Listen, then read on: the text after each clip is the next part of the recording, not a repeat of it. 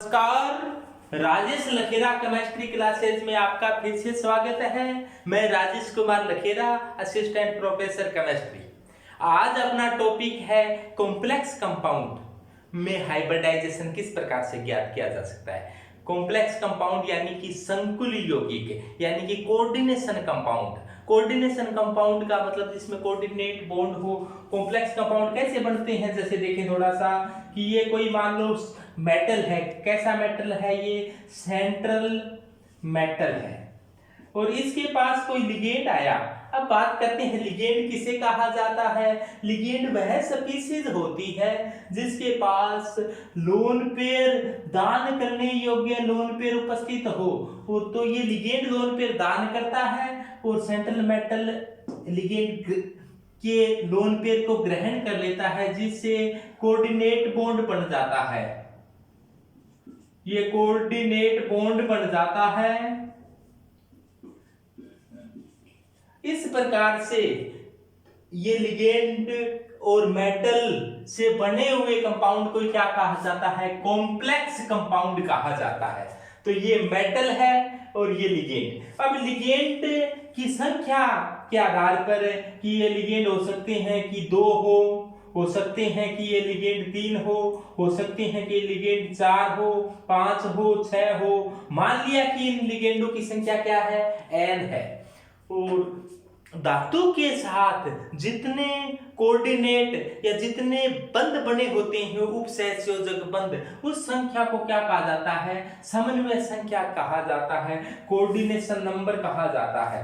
इसको क्या कहेंगे? अपने MLN। यानी कि धातु जैसे मान लो कोई इस प्रकार से कोई अष्टफल की है, धातु बीच में आ गया, लिगेंड इस प्रकार से मान लो 6 लिगेंड धातु के साथ जुड़े हुए हैं, तो इसकी समन्वय संख्या कोऑर्डिनेशन नंबर क्या है? यहाँ पर 6 लिगेंड धातु के साथ जुड़े हैं, तो कोऑर्डिनेशन नंबर क्या है? 6 है। तो यहाँ पर N है वो कोऑर्डिनेशन नंबर है, L यहाँ पर लिगेंड है, M मेटल है। तो ये एक प्रकार का कॉम्प्लेक्स कंपाउंड है। इस प्रकार के कॉम्प्लेक्स कंपाउंड में आपको कह दिया जाए कि संकरण क्या होगा, संकरण कैसे ज्ञात किया जाता है। इसके लिए मैंने एक आपको बहुत ही सरल तरीके से पिक्टोरियल बनाकर दिखाए गए, पिक्टोरियल को भी समझाने वाले हैं। तो सबसे पहले तो ये देखते हैं इसमें से प्रश्न किस प्रकार से पूछे जाते हैं कॉम्प्लेक्स कंपाउंड के। तो सबसे पहले तो मैं 2-4 कॉम्प्लेक्स कंपाउंड के एग्जांपल बताता हूं। जैसे मान लो NiCO4, ये कोई कॉम्प्लेक्स कंपाउंड है। या फिर अपने ऐसे कहते हैं CrCO6, या अपने ऐसे कहते हैं K4FeCN6 या K3FeCN6। तो ये सभी के सभी क्या हैं? कॉम्प्लेक्स कंपाउंड है। और भी आप कोबाल्ट का मान लो, कोबाल्ट NH3 लिगेंड के रूप में हो, यहाँ पर 6 हो, यहाँ पर +3 हो। तो इस प्रकार से बहुत से अपने एक एक कर सभी एग्जाम्पलों का अध्ययन करेंगे, तो ये बहुत से एग्जाम्पल हो सकते हैं। तो इनमें सबसे पहला कि प्रश्न क्या आ सकता है? प्रश्न ये पूछा जा सकता है कि हाइब्रिडाइजेशन क्या होगा। ये मुख्य रूप से सेंट्रल मेटल है, इसका हाइब्रिडाइजेशन क्या होगा। हाइब्रिडाइजेशन के बाद पूछा जा सकता है इसकी शेप क्या होगी, यानी कि ऑक्टाहेड्रल होगी या टेट्राहेड्रल होगी या स्क्वायर प्लेनर होगी या पेंटागोनल बाइपिरामिडल होगी या ट्राइएंगुलर बाइपिरामिडल होगी, लीनियर होगी, किस प्रकार की शेप होगी। तो शेप के बारे में प्रश्न पूछा जा सकता है। इसके पश्चात पूछा जा सकता है इसका डाइपोल मूवमेंट पूछा जा सकता है, चुंबकीय मैग्नेटिक मूवमेंट पूछा जा सकता है, चुंबकीय आघूर्ण। तो चुंबकीय आघूर्ण चक्रण मात्रा सूत्र आप जानते हो, म्यू बराबर n+2। इस सूत्र को स्पिन ओनली फॉर्मूला कहा जाता है। n यहाँ पर नंबर ऑफ अनपेयर इलेक्ट्रॉन होते हैं और इसका मात्रक बोहर मैग्नेटियन होता है। तो ये चुंबकीय आघूर्ण है। यदि एटॉमिक इलेक्ट्रॉनों की संख्या का पता लग जाए तो अपने म्यू ज्ञात कर सकते हैं। म्यू के आधार पर यदि अनपेयर इलेक्ट्रॉन होते हैं वो अनुचुंबकीय होते हैं यानी पैरामैग्नेटिक होते हैं, और जिसमें लोग अनपेयर इलेक्ट्रॉन नहीं होते वो डाईमैग्नेटिक होते हैं यानी प्रतिचुंबकीय होते हैं। इसके पश्चात इनर ऑर्बिटल कॉम्प्लेक्स है या आउटर ऑर्बिटल कॉम्प्लेक्स है। इनर ऑर्बिटल कॉम्प्लेक्स या आउटर ऑर्बिटल कॉम्प्लेक्स को मैं इस प्रकार से बताऊं, जैसे मान लो किसी में d2sp3 संकरण है या फिर किसी में sp3d2 संकरण है, यानी कि यदि अंदर वाला d काम आ रहा है या बाद वाला d काम आ रहा है, अंदर वाले का मतलब ये n-1 है और ये n है, यानी बाहरी कक्षा का काम आ रहा है कि बाहरी कक्षा से अंदर वाली कक्षा का काम आ रहा है। पहली कक्षा काम आता है यानी कि n-1d कक्षक आइबोडाइस में भाग लेता है तो इसको इनर ऑर्बिटल कॉम्प्लेक्स कहते हैं, बाहर वाला भाग लेता है इसको आउटर ऑर्बिटल कॉम्प्लेक्स कहते हैं। तो इस प्रकार के क्वेश्चन सामान्यतः पूछे जाते हैं, तो इनके लिए अपने एक एक कर अपने देखते जाएंगे कि किस प्रकार से इनके अपने को उत्तर देने होंगे एग्जाम में। आपके सामने एक छोटा सा पिक्टोरियल दिखाया गया है। इस छोटे से पिक्टोरियल के अंदर जैसे मान लो कोई भी एक कोऑर्डिनेशन कंपाउंड है जिसमें सेंट्रल मेटल है, लिगेंड है और ये n यहाँ पर लिगेंडों की संख्या है। यदि लिगेंड मोनोवेलेंट होता है तो ये कोऑर्डिनेशन नंबर के बराबर ही होता है। तो इसमें सबसे पहले बात करते हैं अपने मेटल की, यानी कि अपने को सबसे पहले आपको मेटल देखना है। मेटल के आधार पर अपने डिसाइड होगा कि किस प्रकार का संकरण आएगा। तो मेटल, सेंट्रल मेटल को देखा, मेटल हो सकता है कि 3D श्रेणी का हो यानी D ब्लॉक का है, या तो 3D का हो सकता है या फिर अपने पता करेंगे ये 4D का है या 5D का है। सबसे पहला काम क्या होगा, मेटल को देखना है कि 3D का है या 4D या 5D का है। तो अपने इतना डिसाइड करने के बाद में फिर 4D और 5D का हो तो हमेशा ही इलेक्ट्रॉनिक विन्यास में चेंज करेंगे। ये ध्यान देना कि 4D और 5D के लिए अपने आगे लिगेंड को देखना ही नहीं है। 4D या 5D का हो तो लिगेंड को देखे बगैर ही अपने इलेक्ट्रॉनिक विन्यास में चेंज करेंगे। इलेक्ट्रॉनिक विन्यास में चेंज करने का मेरा अर्थ है कि इलेक्ट्रॉनिक विन्यास में जहां युग्मन की संभावना हो वहां युग्मन करवाएंगे अपने, जहां युग्मन की संभावना हो वहां युग्मन करवाएंगे। 4D और 5D में लिगेंड नहीं देखना होगा, इस बात को ध्यान से देखो। इसके पश्चात 3D वाले में युग्मन होगा कि नहीं होगा, इसके लिए आपको देखना होगा ऑक्सीडेशन स्टेट। यदि ऑक्सीडेशन स्टेट 3 या 3 से कम है तो अलग बात है, और 3 से ज्यादा है, 3 से ज्यादा है तो इलेक्ट्रॉनों का युग्मन होगा ही होगा। ध्यान देना, यदि 4D या 5D का होगा तो इलेक्ट्रॉनों का युग्मन होगा, और यदि ऑक्सीडेशन स्टेट 3 से ज्यादा हो तो 3D वाले में भी इलेक्ट्रॉनों का युग्मन होगा। इसके लिए अपने को लिगेंड नहीं देखना, यहां तक अपने को लिगेंड नहीं देखना। लिगेंड कब देखना है कि 3D श्रेणी का हो और जिसकी ऑक्सीकरण अवस्था 3 या 3 से भी कम हो, तब आपको लिगेंड चेक करना है। यदि लिगेंड दुर्बल है, लिगेंड दुर्बल है, दुर्बल लिगेंड में कौन आते हैं, एलोजन व जल। दुर्बल लिगेंड में आते हैं week ligand fluorine, chlorine, bromine, iodine, ये हेलोजन हो गए और जल हो गया। इसके अलावा एक दो और आते हैं, उनको भी ध्यान रख लेना, SCN-, OH-, O-2, ऑक्जिलेटो और नाइट्राइटो। ये जो लिगेंड है इसमें आपको इलेक्ट्रॉनिक विन्यास में चेंज नहीं करना। इतना सी बात है कि ये लिगेंड हो, ऑक्सीकरण अवस्था 3 से कम हो और 3D श्रेणी का हो तो ही अपने इलेक्ट्रॉनिक विन्यास में चेंज नहीं करना, शेष सभी में इलेक्ट्रॉनिक विन्यास में चेंज करना है। यानी कि इन लिगेंडों के अलावा कोई लिगेंड हो तो भी इलेक्ट्रॉनिक विन्यास में चेंज है वो करना है। केवल ये लिगेंड हो यानी कि वीक लिगेंड हो और ऑक्सीकरण अवस्था 3 से कम हो और 3D का हो तो अपने कॉम्प्लेक्स कंपाउंड के अंदर इलेक्ट्रॉनिक विन्यास में चेंज नहीं करेंगे, इसके अलावा सभी में करेंगे। एक बार दोबारा से देखें कि 4D और 5D का होगा तो अवश्य इलेक्ट्रॉनिक विन्यास में चेंज करेंगे, और 3D का है और ऑक्सीकरण अवस्था 3 से ज्यादा है तो इलेक्ट्रॉनिक विन्यास में चेंज करेंगे। तो यदि 3 से भी कम है या 3 के बराबर है तो ये लिगेंड नहीं है तो भी इलेक्ट्रॉन विन्यास में चेंज करेंगे। ये लिगेंड है और ऑक्सीजन अवस्था 3 से कम है तो इलेक्ट्रॉनिक विन्यास में चेंज करेंगे। ये बात आप, ये पिक्टोरियल है छोटा सा, अपने दिमाग में बिठाओ, इसका स्क्रीनशॉट ले लें। एग्जाम्पल के तौर पर अपने ये देखें कि जैसे इसमें इलेक्ट्रॉन विन्यास में चेंज होगा क्या।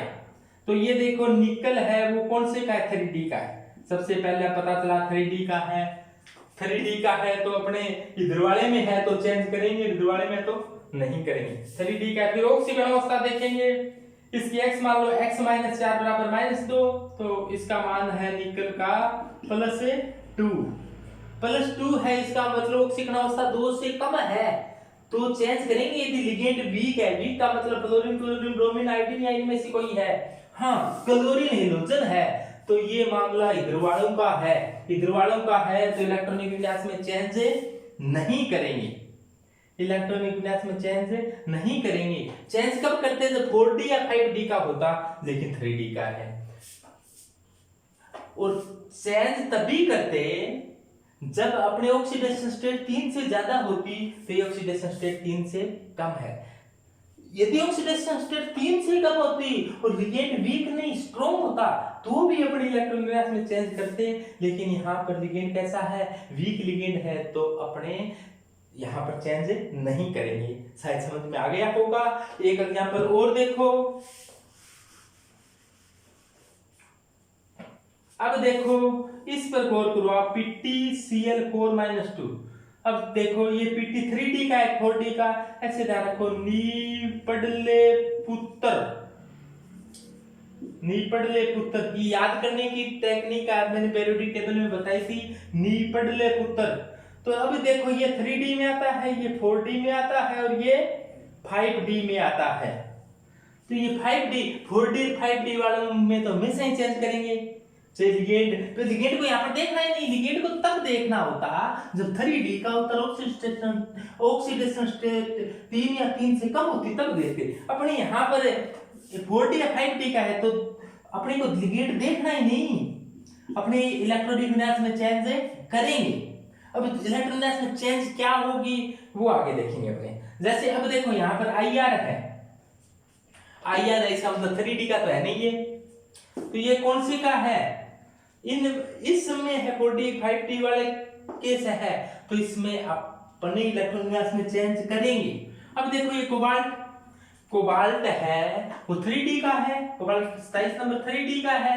ऑक्सीडेशन स्टेट देखो फिर 3 से ज्यादा है 3 से कम है तो देखो ऐसी है CO CN6-3, तो जिसकी निकालनी हो ऑक्सीडेशन स्टेट उसको x मान लिया करो, तो इसको x मान लिया। Cn की 1 की -1 होती है तो बताओ 6 की कितनी होगी, -6।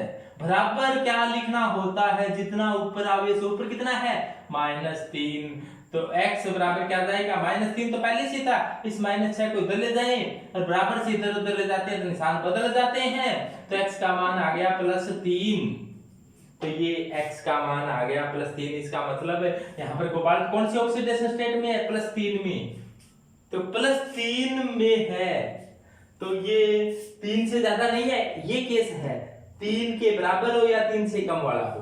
फिर देखना है वीक लिगेंड है तो इलेक्ट्रॉन विन्यास में चेंज नहीं करेंगे। इनके अलावा लिगेंड है यानी स्ट्रॉन्ग लिगेंड है, यानी कि इन लिगेंड के अलावा है तो चेंज करेंगे।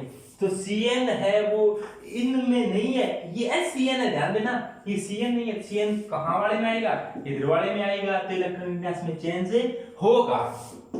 ध्यान देना इलेक्ट्रॉन विन्यास में चेंज होगा, इस कैटेगरी में आ गया ना। तो आपको सबसे पहले तो ये पता लगाना है कि इलेक्ट्रॉनिक विन्यास में चेंज होगा कि नहीं होगा। तो ये कैसे पता चलेगा, इस पिक्टोरियल से पता चलेगा। अब एग्जांपल की बात करते हैं कि NiCl4 में सेंट्रल मेटल है निकल और Cl क्या है, लिगेंड है और चार्ज इस पूरे संकुल पर -2 है।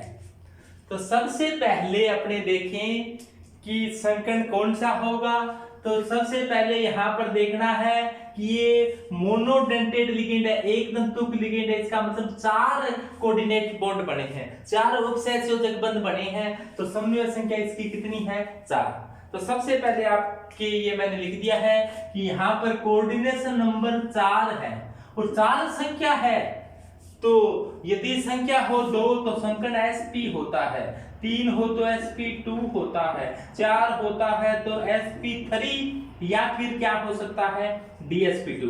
देखो इसमें 4 कक्षकार हैं, 3p और 1s, ये भी 4 है, 1d 1s और 2p, ये भी 4 है। 5 हो तो या तो sp3d होगा या फिर dsp3 होगा, या तो बाहर वाला डी काम आएगा या फिर अंदर वाला डी काम आएगा। इसको आउटर ऑर्बिटल कॉम्प्लेक्स कहेंगे, इसको इस प्रकार के संकर्ण वाले कॉम्प्लेक्स को इंटर ऑर्बिटल कॉम्प्लेक्स कहेंगे। इस प्रकार वाले की स्पिन ज्यादा होती है इसलिए हाई स्पिन कॉम्प्लेक्स कहेंगे, लो स्पिन कॉम्प्लेक्स कहेंगे। ये बात आगे आएगी अपने।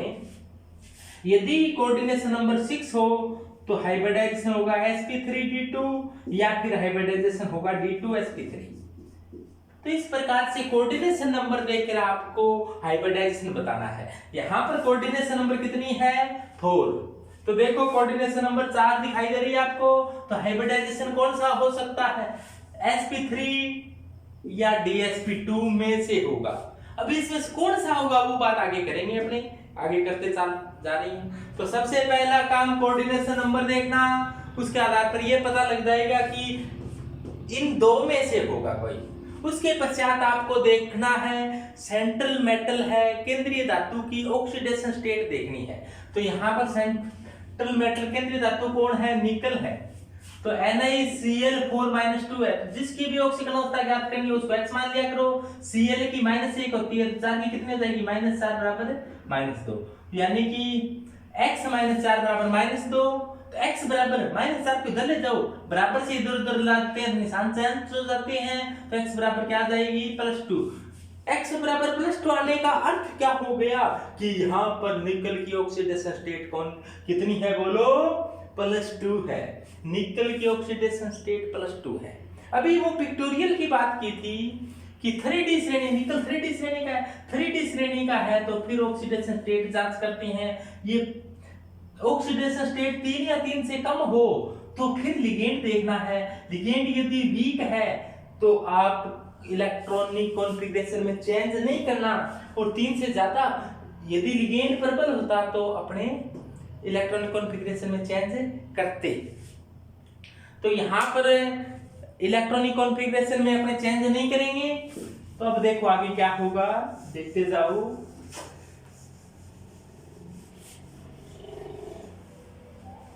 अब देखो यहां पर ऑक्सीडेशन स्टेट +2 आई है।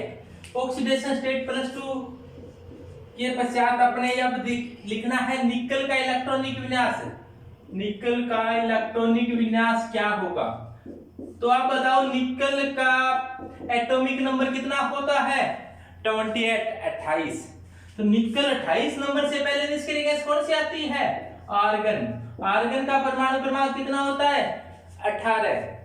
तो 18 हो गया। इसके बाद में 3d4s। 3d4s में सबसे पहले इलेक्ट्रॉन जाएंगे, 3d में बाद में जाएंगे। 18 और 10 2, 18 2 20, कितने आएंगे फिर? 8 बच गए, 20 और 8 28। तो 28 तक इलेक्ट्रॉन भरे गए। 4s 3d में इलेक्ट्रॉन भरे गए 8, ये 4s में इलेक्ट्रॉन भरे गए 2। तो 4 का मतलब कौन सा हो गया? ये चौथी कक्षा है, ये 4th सेल है।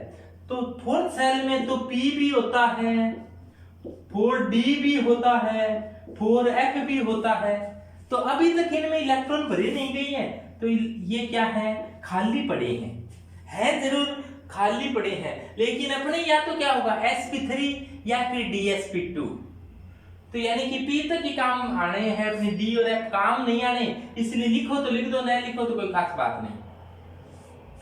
इसके पश्चात आपको इलेक्ट्रॉन किस प्रकार से भरे हुए हैं? जैसे 3d में 8 इलेक्ट्रॉन है और d उपकोष में 5 कक्षक होते हैं और ये 8 इलेक्ट्रॉन है। तो 1 2 3 4 5 6 7 8 इलेक्ट्रॉन भर दिए 3d में।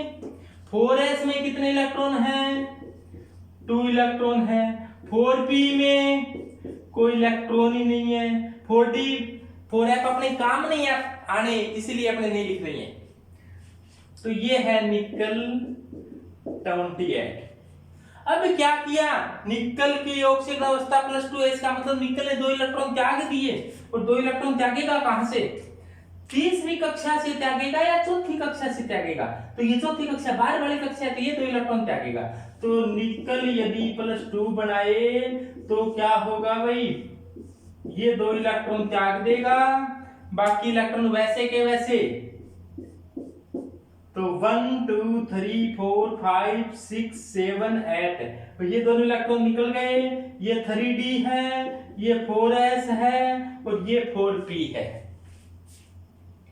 अब देखो इसके पश्चात देखना है आपको कि लिगेंड कैसा है, वीक है या स्ट्रॉन्ग है। तो ये हेलोजन है, तो ये कैसा लिगेंड होता है, वीक लिगेंड होता है। अब वीक लिगेंड होते हैं वो इलेक्ट्रॉन का युग्मन नहीं करवा सकते, और स्ट्रॉन्ग लिगेंड होते हैं वो इलेक्ट्रॉन का युग्मन करवा लेते हैं। तो यहाँ पर ये वीक लिगेंड होने के कारण इलेक्ट्रॉन का युग्मन नहीं करवा पाएंगे। तो ये वाला इधर जाएगा कि नहीं जाएगा, तो ये वाला नहीं जा सकेगा, क्योंकि यहाँ पर क्या है, लिगेंड वीक है। तो संकट क्या होगा, sp3 हाइब्रिडाइजेशन हो जाएगा। कौन सा संकट होगा भाई, sp3 हाइब्रिडाइजेशन हो जाएगा। और sp3 हाइब्रिडाइजेशन होने के बाद में sp3 हाइब्रिडाइजेशन की संरचना कैसी होती है, sp3 हाइब्रिडाइजेशन होता है, उसकी ज्यामिति चतुष्फलकीय होती है। चतुष्फलकीय ज्यामिति का मतलब है निकल बीच में बैठ जाएगा, एक लिगेंड लोन पेयर ऊपर से देंगे। लिगेंड कौन है यहाँ पर, क्लोरीन। एक क्लोरीन ऊपर से दे रहा है, एक क्लोरीन इधर से लोन पेयर दान कर रहा है अपना, एक इधर से, एक इधर से और एक इधर से लोन पेयर दान कर रहा है। तो ये ज्यामिति कैसी हो गई, चतुष्फलकीय है। बंद कोण कितने का हो जाएगा, 109 डिग्री 28 मिनट। और इस संकुल पर चार्ज कितना है, -2 का है। अब देखो इसके पश्चात आपसे पूछा जा सकता है कि ये पैरामैग्नेटिक है, डाईमैग्नेटिक है, अनुचुंबकीय है या प्रतिचुंबकीय है। जब संकर्ण बना है तब देखना है इसमें एग्मित इलेक्ट्रॉन है क्या। और ये आपको दिखाई दे रही है यहाँ पर कितने एग्मित इलेक्ट्रॉन हैं, 2 एग्मित इलेक्ट्रॉन है। यदि कोई भी एक भी एग्मित इलेक्ट्रॉन हो तो वो कैसा होता है, पैरामैग्नेटिक या डाईमैग्नेटिक, ये होगा अनुचुंबकीय। कैसा होगा, अनुचुंबकीय। अनुचुंबकीय कैसा होता है, पैरामैग्नेटिक। तो ये हो जाएगा पैरामैग्नेटिक अनुचुंबकीय। अनुचुंबकीय होगा तो इसका कोई ना कोई चुंबकीय आघूर्ण होगा, और चुंबकीय आघूर्ण म्यू बराबर √n+2 बोहर मैग्नेट्रॉन, इस सूत्र से ज्ञात किया जाता है। तो n क्या है यहाँ पर, एग्मित इलेक्ट्रॉनों की संख्या, अनपेयर्ड इलेक्ट्रॉन कितने हैं, 2। तो n का मान 2 रख दो, 2 + 2 का √, बोहर मैग्नेट्रॉन में तो ये म्यू का मान आ जाएगा, देखो 2 2 4 2 8, 8 का √, और 8 का √, कितना होगा, 8 को आप इस प्रकार से भी लिख सकते हो ना, 4 × 2 का √, और 4 का √, कितना होता है 2, 2 √ 2, और 2 √ 2 का मान होता है 1.414। तो क्या हो जाएगा ये 828, 2.828 बोहर मैग्नेट्रॉन हो जाएगा इसका चुंबकीय आघूर्ण म्यू। तो आप सीधा ही इसको, इस सूत्र को कहा जाता है स्पिन ओनली फॉर्मूला, म्यू बराबर n+2 का √, बोहर मैग्नेट्रॉन में इसका मात्रक होता है। तो इसका अर्थ क्या हुआ कि यहाँ पर हाइब्रिडाइजेशन sp3 है, और ये संकुल है वो अनुचुंबकीय है, यानी कि पैरामैग्नेटिक है। और यहाँ पर बंद कैसे बने हैं, इस प्रकार से बता दिए, चतुष्फलकीय है। तो चतुष्फलकीय व्यवस्था आप जानते हो, बॉन्ड एंगल 109 डिग्री 28 मिनट का हो जाएगा। अब देखो यहाँ पर ये देखो, ये 4s कक्षक इन्होंने हाइब्रिडाइजेशन में भाग लिया है। तो यहाँ पर ये क्लोरीन लिगेंड के रूप में, तो ये क्लोरीन आएंगे और अपना लोन पेयर इसको दान करेंगे। आए और लोन पेयर दान किया, और इस प्रकार के बंध को कौन सा बंध कहेंगे? Coordinate bond. कैसा बंध बनाया है? कोऑर्डिनेट बॉन्ड, यानी कि उपसहसंयोजक बंध बने। कितने बने? 1 2 3 4। लिगेंड कितने हैं? 1 2 3 4। हाइब्रिडाइजेशन कौन सा है? sp3 हाइब्रिडाइजेशन हो गया। ये हाइब्रिडाइजेशन एक S काम आ रहा है, और कितने काम आ रही है? 3 P काम आ रही है। sp3 हाइब्रिडाइजेशन है। एक भी इलेक्ट्रॉन दो होने के कारण ये अनुचुंबकीय है, पैरामैग्नेटिक है, और बंध कोण 109 डिग्री 28 मिनट है। तो आप ऐसे व्याख्या कर सकते हो। अब बात करते हैं NiCN की 4-2। देखो पहले यहां पर Cl था, तो Cl तो एक वीक लिगेंड होता है, तो अपने सरलता से वीक कौन है, स्ट्रॉन्ग कौन है? तो आप सीधा ऐसे ध्यान रखा करो कि जल व हेलोजन, वाटर व हेलोजन वीक है, और शेष है वो स्ट्रॉन्ग है। और वीक और स्ट्रॉन्ग केवल तभी देखना है जब 3D का कोई मेटल हो, बाकी 4D 5D का होता है तो वो हमेशा स्ट्रॉन्ग की बात करता है, यानी कि उनमें इलेक्ट्रॉनिक विन्यास चेंज होगा, जैसे आपने पिक्टोरियल से देख लिया था। तो ये Cn है, यहाँ पर स्ट्रॉन्ग लिगेंड है। अब देखो सबसे पहला काम होगा अपना समन्वय संख्या देखना। समन्वय संख्या यहाँ पर कितनी निकली? 4 समन्वय संख्या है, तो संकरण कौन सा हो सकता है? 4 के लिए या तो sp3 हो सकता है या फिर dsp2 हो सकता है। इसके बाद में फिर अपने को देखना है निकल की ऑक्सीडेशन स्टेट क्या है। तो निकल की ऑक्सीडेशन स्टेट है यहाँ पर +2। अब कैसे पता चला अपने को +2 है? इसके तरीका ये होता है कि जैसे आप इस प्रकार से निकाल लिया करो, NiCN की 4-2 है, जिसकी भी निकालनी है उसको x मान लिया करो। Cn पर चार्ज, जैसे अपने ऐसे लिखते हैं Cn माइनस, तो इसका मतलब इस पर चार्ज -1 होता है। 4 पर कितना होगा? -4। 1 पर -1 तो 4 पर -4। और बराबर किसके होता है? जो इस पर पूरे पर आवेश कितना है? -2। तो बराबर का निशान लगाकर -2 लिख दो। तो x का मान निकालना है, तो x बराबर -2 तो पहले से था, इस -4 को इधर ले जाएंगे तो कितना हो जाएगा? +4। तो x बराबर आ जाएगा +2। इसका मतलब हुआ कि निकल की ऑक्सीडेशन स्टेट कितनी है? +2 है, यानी कि निकल ने यहाँ पर 2 इलेक्ट्रॉन दान कर रखे हैं, त्याग रखे हैं, डोनेट कर रखे हैं। अब देखो निकल का इलेक्ट्रॉनिक विन्यास, निकल का परमाणु क्रमांक 28 होता है, तो 28 होता है, तो आप 3D में 8 में 2, इस प्रकार से आप लिख लिया करो। 28 है तो ये 3D में, ये 4s में। जैसे मान लो किसी के 25 होते तो ये 3D में और ये 4s में, तो 3D 4s, इस प्रकार से इलेक्ट्रॉनिक विन्यास होते हैं। बहुत ही सरलता से याद होने वाला है। इलेक्ट्रॉनिक विन्यास के लिए भी एक वीडियो जारी की है अपनों ने, तो इलेक्ट्रॉनिक विन्यास का भी भौतिक तरीके से बहुत ही अच्छे तरीके से समझाया गया इलेक्ट्रॉनिक विन्यास को, वो भी वीडियो जरूर देखो आप लोग। तो इसका इलेक्ट्रॉनिक विन्यास ये हो गया। 3D में 8 है, 4s में 2 है। 4p, 4d और 4f में कोई इलेक्ट्रॉन नहीं है, ये खाली पड़े हैं। तो अपने तो ये काम आना है, या तो s और p काम आना है या dsp काम आना है, या तो s और p काम आने हैं या फिर dsp काम। ये आगे वाले काम नहीं आते, इसको लिखो तो लिखो, नहीं लिखो तो कोई बात नहीं।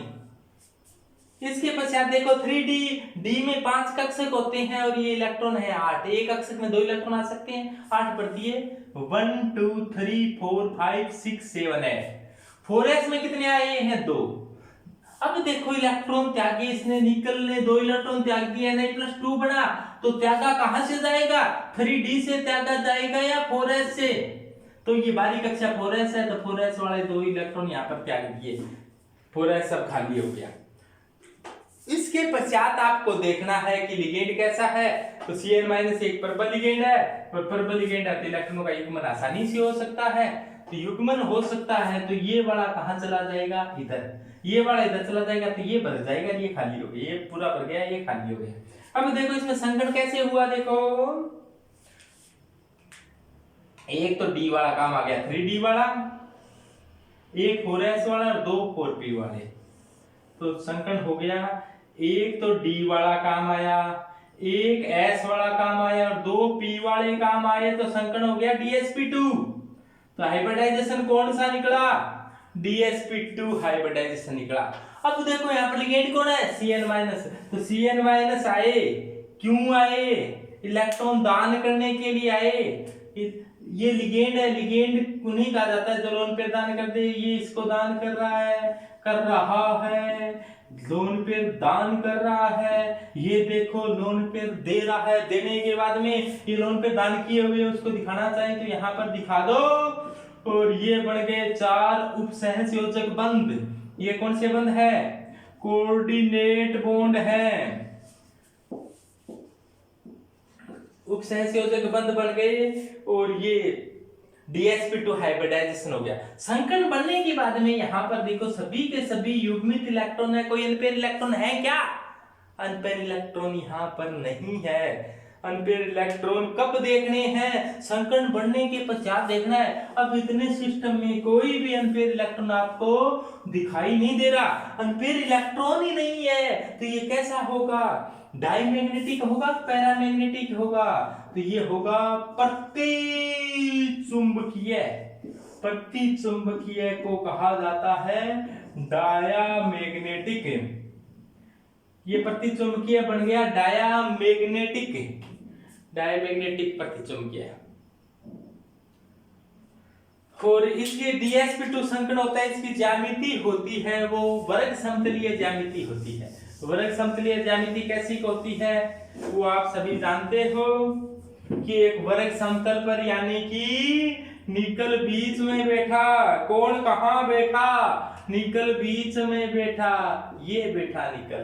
एक लिगेंड इधर से लोन पेयर दान कर रहा है, एक इलेक्ट्रॉन इधर से लोन पेयर दान कर रहा है, Cn लोन पे दान करने वाला C है, तो इसको NC नहीं कहीं NC कहीं तो इसको साइलेंट हो जाएगा। ये Cn इधर से पढ़ना पड़ेगा क्योंकि लोन पे दान करने वाला परमाणु है वो कार्बन है यहाँ पर, और कार्बन अपना लोन पे दान करता हुआ ये कर रहा देखो, और ये इस प्रकार से बन जाएगा NiCN4। इस पर चार्ज कैसा आ जाएगा, -2, तो इसका हाइब्रिडाइजेशन हो जाएगा। इस ज्यामिति कौन सी है, ये वर्ग समतलीय है। ये बंद होते नहीं है, ऐसे मैंने डॉटेड लाइन से बनाई है, ये कोई बंद होते नहीं। अपने समझने के लिए वर्ग समतलीय ज्यामिति है क्या, तो अपने दिमाग में बैठ गया, हाँ एक वर्ग समतल सा बन रहा है, वर्ग समतलीय ज्यामिति है, इस पर चार्ज -2 पहले से ही था, और इसका DsP2 संकरण से ऐसी ज्यामिति बनती है। और बॉन्ड एंगल कितने का है, यहाँ पर 90 डिग्री का, 90 डिग्री का बॉन्ड एंगल है। चुंबकीय आघूर्ण, चुंबकीय आघूर्ण क्या होगा इसका, डाइपोल मोमेंट म्यू बराबर n+2 का अंडरूट n। अनपेयर इलेक्ट्रॉन है, अनपेयर इलेक्ट्रॉन ही नहीं है, कोई अकेला इलेक्ट्रॉन ही नहीं है, तो 0+2 का अंडरूट, तो मान क्या आ गया, म्यू का मान 0। मात्रक Bm बम बोहर मैग्नेटॉन। तो इस प्रकार से आप बता दोगे कि NiCN4 है वो कैसा निकला, प्रतिचुंबकीय। और प्रतिचुंबकीय होते हैं वो रंगहीन होते हैं, और अनुचुंबकीय होते हैं वो रंगीन होते हैं। अब बात करते हैं FeCO5। यहां पर देखो FeCO5 में कोऑर्डिनेशन नंबर 5 है, कोऑर्डिनेशन नंबर 5 हो तो हाइब्रिडाइजेशन कौन सा होगा आप जानते हो, या तो sp3d या DsP3, क्योंकि 5 हो गए ना, 1 S 3 P 1 D, या तो D ND होगा या फिर DN-1D होगा, यानी कि या तो पहले वाली कक्षा का आएगा या फिर उसी कक्षा का D होगा।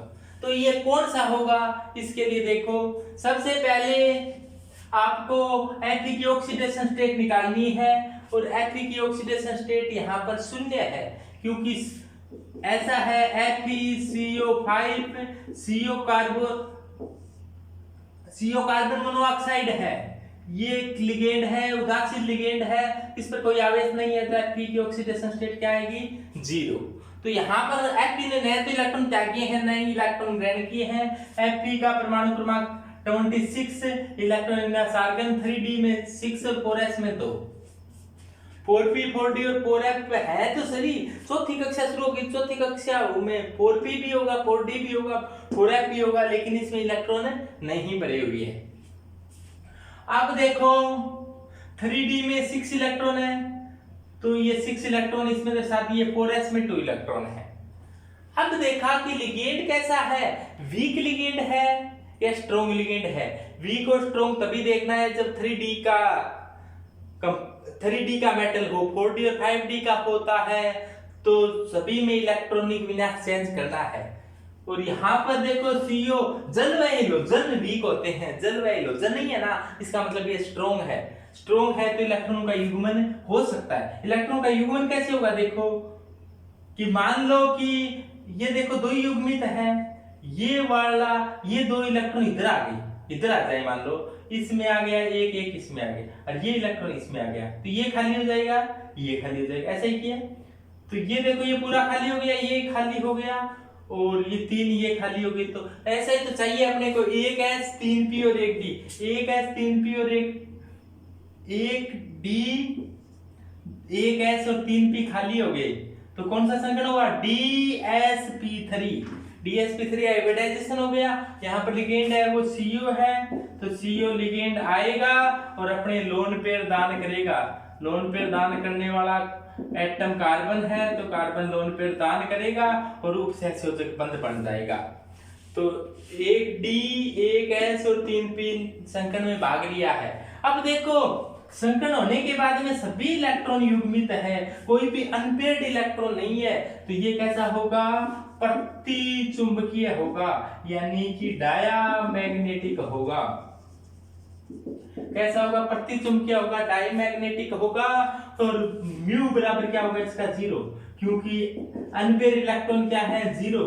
तो स्पिन ओनली फॉर्मूला में आप रख भी देखोगे तो 0 ही आएगा। म्यू बराबर क्या होता है n+2, और n क्या है यहाँ पर अनपेयर इलेक्ट्रॉनों की संख्या, तो अनपेयर इलेक्ट्रॉन ही नहीं है तो म्यू का मान आ जाएगा 0। और आप जानते हो sp3d या dsp3 हाइब्रिडाइजेशन होता है, उसकी जो शेप होती है वो होती है त्रिकोणीय द्विपिरामिडी। त्रिकोणीय द्विपिरामिडी कैसी होती है, त्रिकोणीय द्विपिरामिडी में एक त्रिकोण होता है और एक पिरामिड ऊपर, इस ज्यामिति को कहा जाता है समतल त्रिकोणीय। इस ज्यामिति को क्या कहा जाता है, समतल त्रिकोणीय है। और ये समतल त्रिकोणीय एक पिरामिडीय और समतल त्रिकोणीय द्विपिरामिडीय, ऐसी ज्यामिति होती है FeCO5 की। यहाँ पर Fe बैठा है और CO जो लिगेंड है वो ऊपर भी है नीचे भी है, और समतल की ये तीनों तरफ लिगेंड अपने लोन पेयर दान कर उपसहसंयोजक बंध बना रहा है। तो इस प्रकार से यहाँ पर ये बंध बन रहे हैं। यहाँ पर ये कोण 120 का होता है, ये भी 120 का, और ये कोण 90 डिग्री का होता है ऐसे। ये देखो इसके साथ 90 का, इसके साथ 90 का, इसके साथ 90 का, ऊपर नीचे वाले दोनों बीच वाले बंध हैं उनके साथ 90 डिग्री का एंगल बनाते हैं। तो ये समतल त्रिकोणीय के ऊपर पिरामिड और नीचे पिरामिड, इसको कहेंगे ट्राइएंगुलर बाई पिरामिडल। वर्ग समतलीय ज्यामिति ऐसी होती है, वर्ग समतलीय ज्यामिति जैसे आपने पढ़ी NiCN4 की। NiCN4 में क्या होगा, NiCN4 ऐसी होती है, निकल बीच में बैठ गया, एक CN इधर, एक CN इधर, एक CN इधर, एक CN इधर, इसको कहेंगे, इनको इनके कोणों को मिला दिया जाए तो एक वर्ग समतल बनेगा। चतुष्फलकीय ज्यामिति इस प्रकार की होती है, तो चतुष्फलकीय इस प्रकार की होती है। तो चतुष्फलकीय में धातु जैसे NiCl की 4-2, निकल बीच में बैठ गया, ऊपर Cl नीचे 3 Cl, तो 4 Cl हो गया। बंद कोण 109 डिग्री 28 मिनट का होता है। यहां पर Fe बीच में बैठ जाएगा, देखो Fe बीच में बैठा और एक लिगेंड ऊपर से लोन पेयर दान कर रहा है, एक नीचे से, एक इधर से, एक इधर से, और इस प्रकार से ये कैसी ज्यामिति बन गई, देखो समतल त्रिकोणीय। ये ज्यामिति है समतल त्रिकोणीय, एक पिरामिड ऊपर है, एक पिरामिड नीचे है। तो त्रिकोणीय द्विपिरामिड, इस पर कोई चार्ज है नहीं तो शून्य चार्ज है, कोई इलेक्ट्रॉन है नहीं तो डायमैग्नेटिक है, यानी कि प्रतिचुंबकीय है। तो अनुचुंबकीय वे होते हैं जिसमें एकमित इलेक्ट्रॉन हो। IrCl6-2 की बात करते हैं। देखो IrCl6-2 में सबसे पहले तो अपने देखी यहाँ पर कोऑर्डिनेशन नंबर 6 है। 6 कोऑर्डिनेशन का पता चलते ही अपने को पता चल गया कि हाइब्रिडाइजेशन होगा वो या तो sp3d2 होगा या फिर d2sp3 में से होगा। उसके बाद में इरेडियम की ऑक्सीडेशन स्टेट निकाली, जिसकी भी ऑक्सीडेशन स्टेट निकालनी है उसको x मान लेते हैं, और Cl की -1 होती है तो 6 की कितनी हो जाएगी -6, और इसके ऊपर चार्ज टोटल चार्ज -2 है तो बराबर -2 लिख दिया तो x बराबर +4 आ गया। इसका मतलब रेडियम यहाँ पर +4 ऑक्सीकरण अवस्था में है। तो इसके पश्चात रेडियम का इलेक्ट्रॉनिक विन्यास लिखा। तब आपको ऐसा लग सकता है कि रेडियम का इलेक्ट्रॉनिक विन्यास इरिडियम का कितना परमाणु क्रमांक होता है, ऐसे पता करें। इलेक्ट्रॉनिक विन्यास के लिए परमाणु क्रमांक की कोई आवश्यकता नहीं है। आपके इलेक्ट्रॉनिक विन्यास के लिए मैंने एक अलग से वीडियो बनाई है। परमाणु क्रमांक की कोई आवश्यकता नहीं है इलेक्ट्रॉनिक विन्यास के लिए। अब आप सोचोगे कि बड़ी गजब की बात है, इलेक्ट्रॉनिक विन्यास लिखना है, परमाणु क्रमांक की आवश्यकता नहीं। हाँ बिल्कुल, इलेक्ट्रॉनिक विन्यास के लिए कोई परमाणु क्रमांक की आवश्यकता नहीं है, बस थोड़ा सा वर्णसारणी का ध्यान होना जरूरी है। जैसे आपको पता है को रहा इधर, ये रेडियम है, इसी का इलेक्ट्रॉनिक विन्यास लिखना है। लेकिन अपने को छोटे तत्वों का इलेक्ट्रॉनिक विन्यास पता है, कोबाल्ट का इलेक्ट्रॉनिक विन्यास अपने को पता है कि इसका 27 होता है, तो इसमें 3d7-4s2 होता है। 27 होता है तो आर्गन के बाद में 4s में 2 इलेक्ट्रॉन, फिर 3d में। तो इसके नीचे जाएंगे तो 3d वाला 4d हो जाएगा और ये 4s वाला 5s हो जाएगा। और नीचे जाएंगे तो 4d वाला क्या हो जाएगा 5d, और 5s वाला क्या हो जाएगा 6s।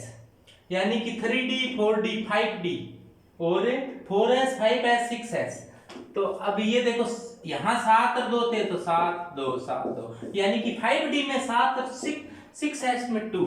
तो ये देखो मैंने 5d में 7 और 6s में 2।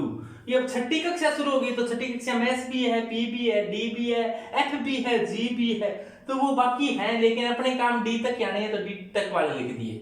अब देखो 5d में कितने इलेक्ट्रॉन है 7, और 6s में कितने हैं 2।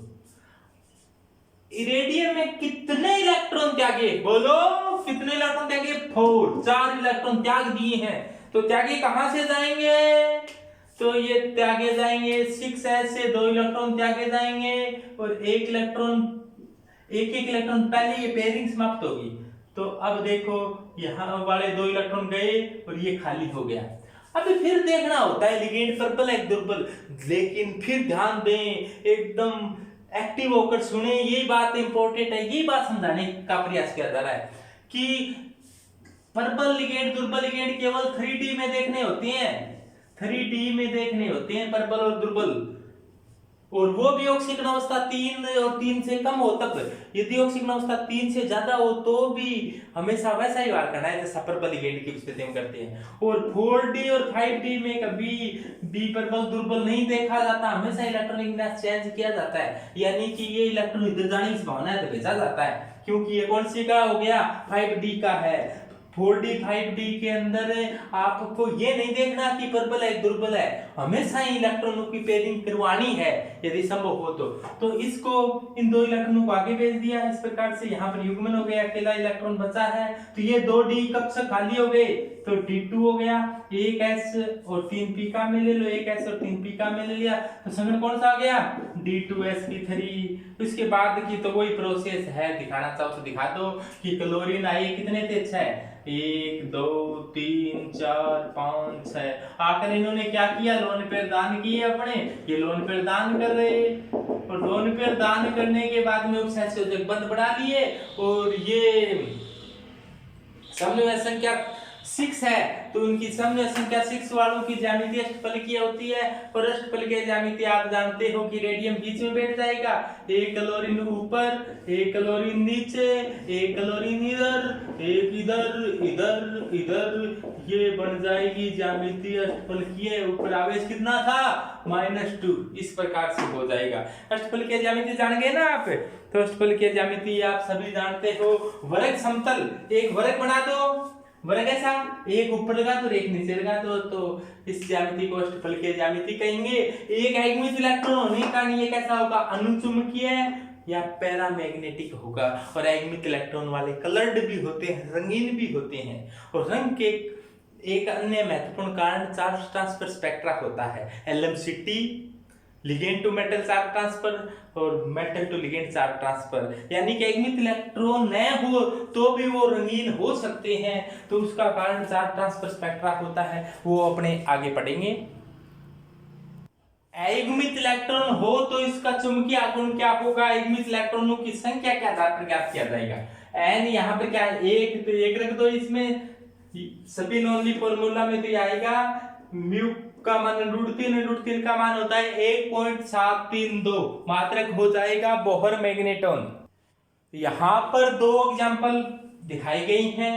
एक तो है कि देखो FeCl6-3, यहां पर Cl है और यहां पर Cn है। Fe देखो 3D, Fe है वो 3D का है, दोनों में 3D का है, तो फिर अपने को ये भी देखना पड़ेगा कि इसकी ऑक्सीडेशन स्टेट 3 या 3 से कम है क्या, तो इसकी ऑक्सीडेशन स्टेट 3 है। फिर ये देखना पड़ेगा कि लिगेंड प्रबल है या दुर्बल है। तो यहाँ पर Cl तो लिगेंड कैसा है, वीक लिगेंड है, दुर्बल लिगेंड है, क्योंकि जल, हेलोजन, ऑक्जिलेट, OH- O-2 आदि वीक होते हैं और बच गए वो स्ट्रॉन्ग होते हैं। तो Cn कैसा है, स्ट्रॉन्ग है। तो वीक लिगेंड होते हैं वो इलेक्ट्रॉनों का युग्मन नहीं करवा सकते, और जो स्ट्रॉन्ग लिगेंड होते हैं वो इलेक्ट्रॉनों का युग्मन करवा लेंगे। तो ये तो समझ गए आप, समझो संख्या अच्छा है तो संकर्ण sp3d2 या d2sp3 होगा। फिर आप इलेक्ट्रॉनिक विन्यास लिखना जानते हो, और यहाँ पर +3 है तो 3 इलेक्ट्रॉन त्याग दिए, 2 यहाँ से 4s से, 1 3d से, तो ये कंडीशन आ गई। अब ये Cl- लिगेंड दुर्बल लिगेंड है, वीक लिगेंड है, तो इलेक्ट्रॉन का युग्मन नहीं करवा सकता। इलेक्ट्रॉन का युग्मन ही नहीं होगा तो हाइब्रिडाइजेशन कौन सा हो जाएगा, इलेक्ट्रॉन का युग्मन नहीं होगा तो हाइब्रिडाइजेशन ये हो जाएगा sp3 और d2, d2 ही लेने हैं काम में अपने को। तो कौन सा हाइब्रिडाइजेशन होगा, एक S काम आया, 3 P काम आए और 2 D काम आ गए, sp3d2 हाइब्रिडाइजेशन हो गया। अब तो वही बात है कि Cl6 है तो ये 6 Cl आएंगे और इसको लोन पेयर दान कर उपसहसंयोजक बंद बना लेंगे। और देखो उपसहसंयोजक बंद बनाने के बाद में आयुग्मित इलेक्ट्रॉन बच गए 5, n बच गए 5, तो इसका म्यू कितना होगा, म्यू होता है nn+2 का अंडर रूट, और यहाँ पर 5 है तो 5+2, तो ये आ जाएगा 35 का अंडर रूट, ये आता है 5.91 म्यू का मान आ जाएगा बोहर मैग्नेटॉन में। तो ये तो आपके बस चक्रण मात्र सूत्र में n का मान रख देना है आपको। यदि आयुग्मित इलेक्ट्रॉन हो तो वो कैसा होता है, आयुग्मित इलेक्ट्रॉन हो वो होता है अनुचुंबकीय। अनुचुंबकीय होगा, आयुग्मित इलेक्ट्रॉन खूब है अपने 5 आयुग्मित इलेक्ट्रॉन है तो अनुचुंबकीय होगा, यानी कि पैरामैग्नेटिक होगा। कैसा होगा, पैरामैग्नेटिक होगा, और रंगीन होगा, रंगहीन होगा, तो ये कैसा होगा, रंगीन होगा, कलर्ड होगा।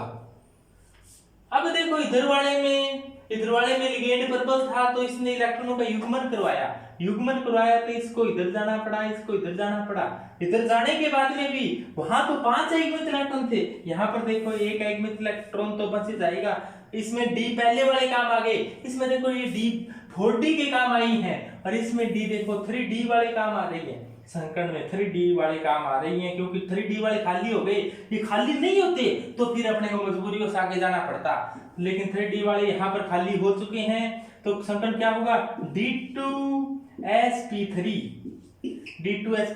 अंदर वाले D काम आ रही है, इधर वाले D काम आ रहे हैं, इसका मतलब 3D के काम आ रहे हैं, 4D वाले काम नहीं आ रहे, अंदर वाले D काम आ रहे हैं, इसलिए इसको क्या कहेंगे, इनर ऑर्बिटल कॉम्प्लेक्स। और यहाँ पर D 4D वाले काम आ रही है, इसलिए इसको क्या कहेंगे, आउटर डी कॉम्प्लेक्स, यानी कि बाहरी चक्रण संकुल कहेंगे, इसको आंतरिक वाला कहेंगे।